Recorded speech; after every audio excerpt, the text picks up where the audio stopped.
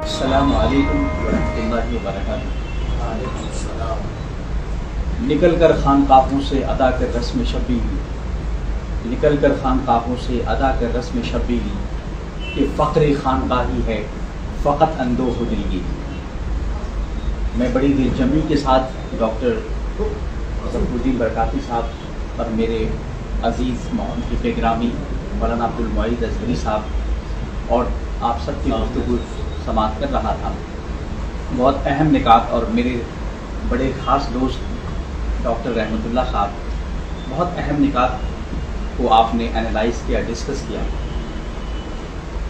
چونکہ آج کی شام آزادی کے پروانوں کے نام ہے، سرفروشان وطن، محبان وطن اور شہیدان وطن کے نام ہے،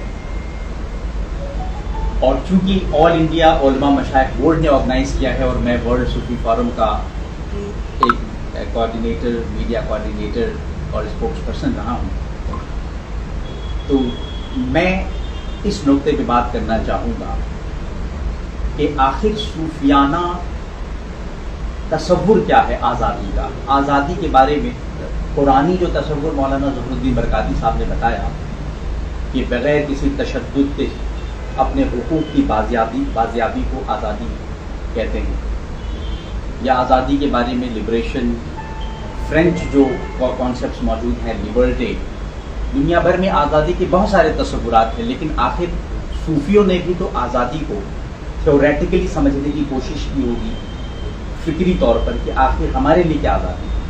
تو معاف کیجیے گا، ہم جو سمجھتے ہیں کہ ایک ملک کے لیے جانبازی کے ساتھ لڑنا، اپنے حقوق حاصل کر لینا، ملک کو آزاد کرا لینا، یہی تک صوفیوں کی آزادی محدود نہیں ہے۔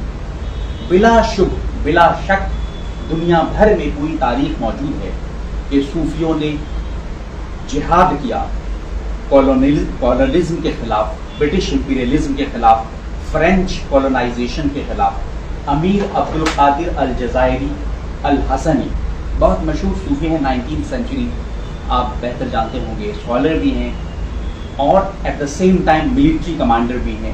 حضرت شیخ امیر عبد القادر الجزائری الجیریا کے، انہوں نے یورپ کی موسٹ ایڈوانسڈ آرمی کو ڈیفیٹ کیا ہے، فرینچ آرمی کو۔ وہ بھی صوفی تھے، لیکن ایٹ دا سیم ٹائم ان کی آزادی کا تصور وہیں تک ختم نہیں ہوتا ہے، ریسسٹنس کرتے رہے، لیکن آخر میں جا کے انہوں نے کہا کہ جو طریقہ اور جو طریقہ کار میتھڈ میں نے اپنایا ہے وہ صوفیانہ نہیں ہے۔ آخر میں تشدد سے غیر متشدد نان وائلنٹ اپروچ کی طرف آتے ہیں۔ مجھے بتائیے کہ آخر گاندھی جی اور سبھاش چندر بوس کے اپروچ میں کیا انتر نظر آتا ہے آپ کو؟ سبھاش چندر بوس جو پوری دنیا میں اس طرح کی ہیٹ پہن کے پوری دنیا میں جو ہے نظر آتے ہیں، کبھی فرانس میں نظر آتے ہیں، کبھی جرمنی میں نظر آتے ہیں، کبھی ہٹلر سے ملتے ہوئے نظر آتے ہیں ہندوستان کی آزادی کے لیے، لیکن گاندھی جی کا جو طریقہ ہے، گاندھی جی اس طریقہ کار کے خلاف ہیں جو سبھاش چندر بوس نے اپنایا ہوا ہے۔ وہ کہہ رہے نہیں۔ اب گاندھی جی نے تشدد کا راستہ کیوں نہیں بالکل اپنایا، بالکل نان وائلنس؟ تو میں یہ عرض کرنا چاہتا ہوں کہ ہمیں یہ دیکھنا ہوگا کہ صوفیوں نے شروع سے کیا تصور دیا۔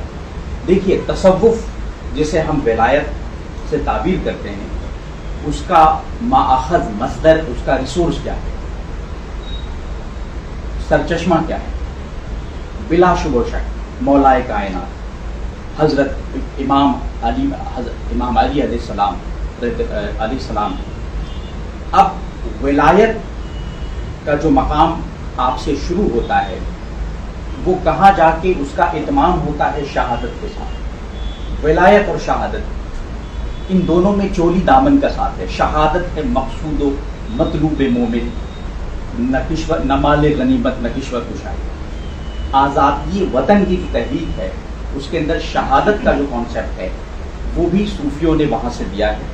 پھر آپ دیکھیے، امام حسین علیہ السلام نے جب یزید کے سامنے 2 شرطیں رکھی تو کیا رکھی؟ مجھے ہندوستان جانے دو۔ تو صوفی ایک ولایت اور شہادت کا تعلق اور آزادی ہند کا اور صوفیوں کا تعلق بہت گہرا اور بہت عمیق ہے اور بہت فلسافیکل ہے. آخر گاندھی جی نے یہ کیوں کہا کہ I have learn from Imam Hussain how to achieve victory despite being oppressed. مظلوم ہوتے ہوئے بھی فتح کو حاصل کرنا، یہ میں نے امام حسین سے سیکھا ہے. تو حسینیت اور مولائیت یہاں سے تصوف کی شروعات ہوتی ہے، ولایت کی شروعات ہوتی ہے، اور ولیوں نے، صوفیوں نے دنیا بھر میں اپنے عمل سے بتایا کہ شہادت کیسے حاصل کی جاتی ہے اور اصل فتح اور اصل کامرانی و کامیابی